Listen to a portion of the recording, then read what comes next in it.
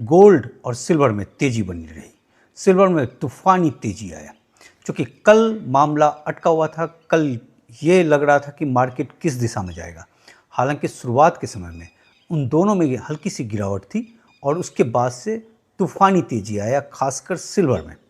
तो इसमें जो है कई सारे कारण हो गए। एक तो हो गया कि स्ट्रेट ऑफ हॉर्मुज में जो स्थिति थी जैसी पहले थी उसी तरीके का बना हुआ है, उसमें कोई ऐसा मेजर डेवलपमेंट नहीं हुआ। दूसरा, तेल का जो प्राइस था जैसा था वहीं रुका हुआ है, 104 के आसपास, और जो 99 के आसपास जो है वो उसी जगह पर रुका हुआ था। और दूसरी बात कि जो है आप इसको देखें डॉलर इंडेक्स, तो डॉलर इंडेक्स जो है वो 98 से नीचे चला गया था, जो सबसे ज़्यादा नुकसान करता है गोल्ड सिल्वर के बाज़ार को। तो ये सब परिस्थिति जो है वो ठीक ठाक दिखा। साथ में जो है ट्रंप और शी जिनपिंग की बैठक भी है। कल ट्रंप जाएंगे और जो है 14 और 15 को उनसे मुलाकात है, तो 2 दिनों की बातचीत है वहाँ पे।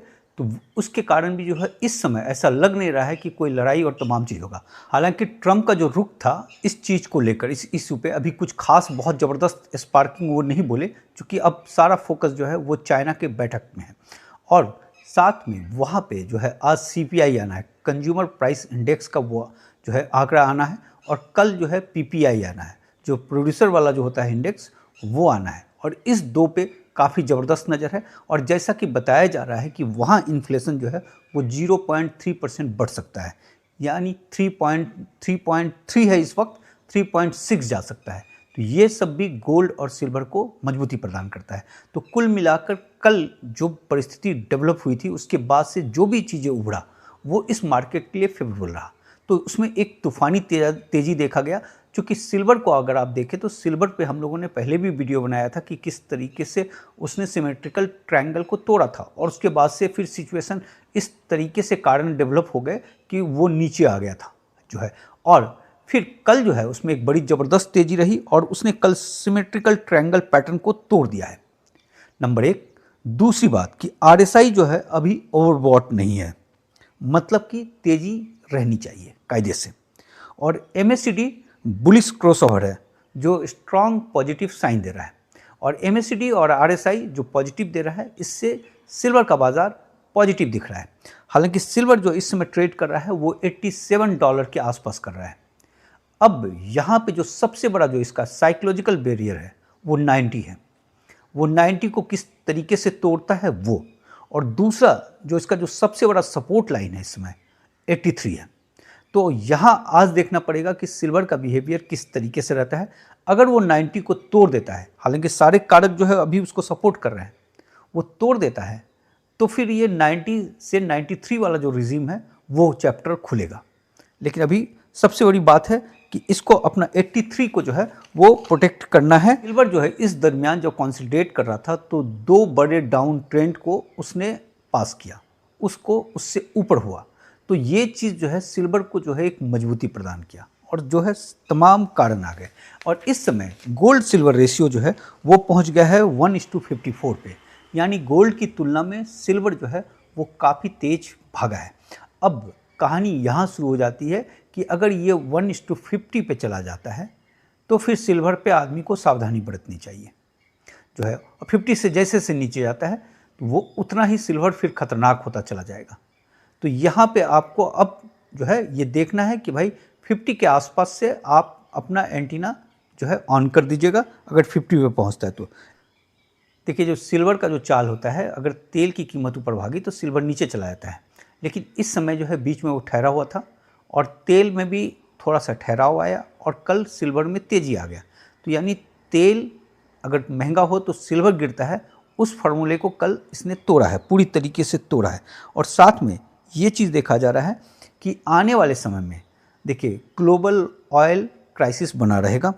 नंबर 1 जो है स्ट्रेट ऑफ हॉर्मुज में तनाव है, डील फेल हो चुका है और कोई पास होने की अभी कोई चांस दिख नहीं रहा है। चाइना में कोई चमत्कार हो जाए तो वो अलग बात है। तो इस समय एक नया ट्रेंड भी शुरू हो रहा है कि कमोडिटीज मार्केट जो है वो भी तेल की कीमत के साथ जो है उसमें इजाफा देखा जा रहा है।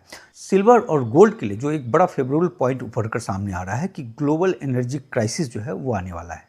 वो जैसा कि मोदी जी के बयान से भी आप लोगों को लग रहा होगा कि वो क्राइसिस ऑलरेडी इन कर चुका है। और ये मोदी जी की कहानी थी, ऑस्ट्रेलिया के प्राइम मिनिस्टर भी उसी तरीके से बोल रहे थे, हर जगह के बोल रहा है। तो वो एनर्जी क्राइसिस एंट्री ले चुका है। तो इसमें क्या होगा कि जो ऑयल का जो इन्वेंट्रीज है, जो जमा किया हुआ था, जो रिजर्व किया था, वो तेज़ी से नीचे गिर रहा है। सितंबर तक जो है तेल का जो ऑपरेशन है वो स्ट्रेस लेवल पे आ सकता है। उसके बाद से सितंबर के बाद से थोड़ा सा रिलीज होगा। डीजल महंगा होगा, सप्लाई चेन टूटेगा। तो इसका असर क्या होगा कि ट्रांसपोर्ट महंगा होगा, फूड क्राइसिस का खतरा होगा, जैसा कि देखा जा रहा है, इन्फ्लेशन तेज होगा। और ये सब चीज़ जो है गोल्ड सिल्वर को मजबूती देगा। और इसमें जो सिल्वर को अगर हम देखें कि चाइना की तरफ से डिमांड बना हुआ है और सिल्वर का ऐसे भी डिमांड बना हुआ है, क्योंकि कॉमेक्स में सिल्वर घट रहा है, पूरी तरीके से घट रहा है, जिस पर हम लोग जो है अक्सर बात करते रहते हैं।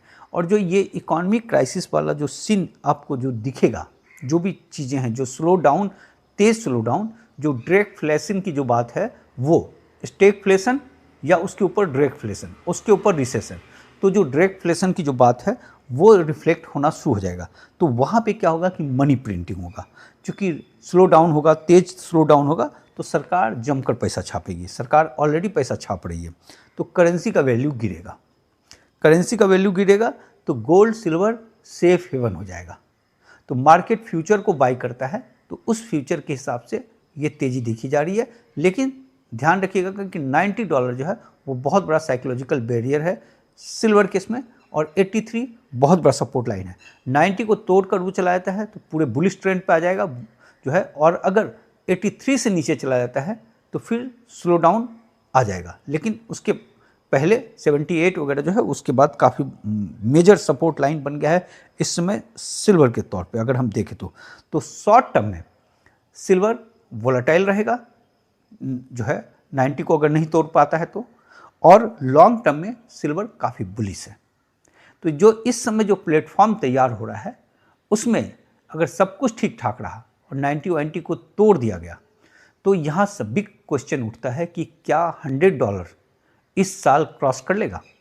तो उसके लिए हम लोगों को वेट एंड वॉच करना पड़ेगा। कि सिल्वर जो है चाइना में 91.16 पे बंद हुआ था, 0.41% की तेज़ी थी वहाँ पे, और यहाँ जो है सिल्वर चला गया है 87 के आसपास। चाइना में जिस वक्त बंद हुआ था उस समय सिल्वर यहाँ $10 का फ़र्क था। तो आज देखते हैं मार्केट में जो चाइना और जो है न्यूयॉर्क के मार्केट में $10 का फ़र्क आता है, तो वो फ़र्क वहाँ देखने को मिलेगा। अब सिल्वर जो बंद हुआ था वो 87 के आसपास बंद हुआ था, लगभग 9% की तेज़ी के साथ। तो वो इंडियन करेंसी में हो गया था 2,83,000 के आसपास।